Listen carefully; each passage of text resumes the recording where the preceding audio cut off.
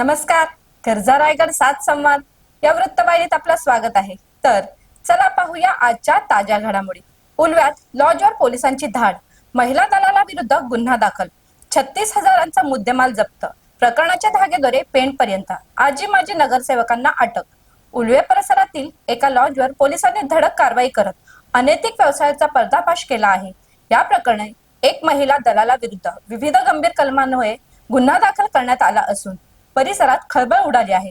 या प्रकरणाचे धागेदोरे पेण शहरापर्यंत येऊन पोहोचले असून यामध्ये माजी नगरसेवक कुणाल नाईक आणि आजी नगरसेवक उपेंद्र कोल्हाटकर, अच्युत पाटील, प्रमोद पाटील यांना काल रात्री पेण पोलीस ठाण्यातून ताब्यात घेण्यात आले आहे.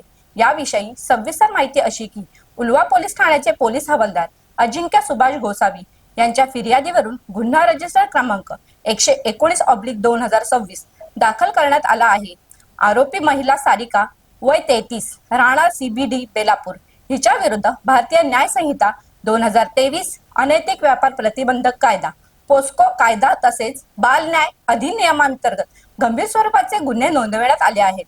17 जून रोजी सायंकाळी उल्वे सेक्टर 19 येथील ला रेसिडेन्सी लॉज च्या रूम क्रमांक 202 मध्ये ही कारवाई करण्यात आली.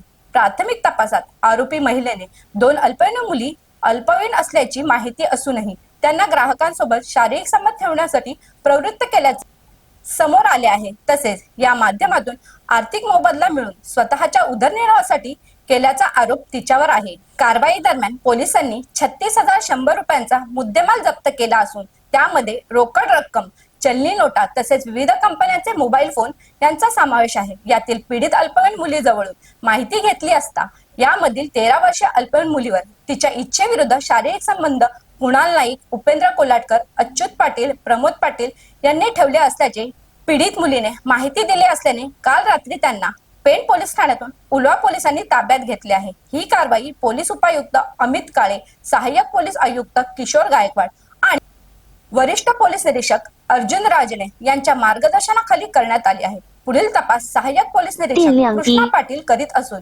प्रकरणातील इतर बाबींचा तपास सुरू आहे. तर अशाच अनेक ताज्या घडामोडी पाहण्यासाठी गरजा रायगड 7 संवाद या वृत्तवाहिनीला सबस्क्राईब करून बेल आयकॉनवरती क्लिक करा. धन्यवाद.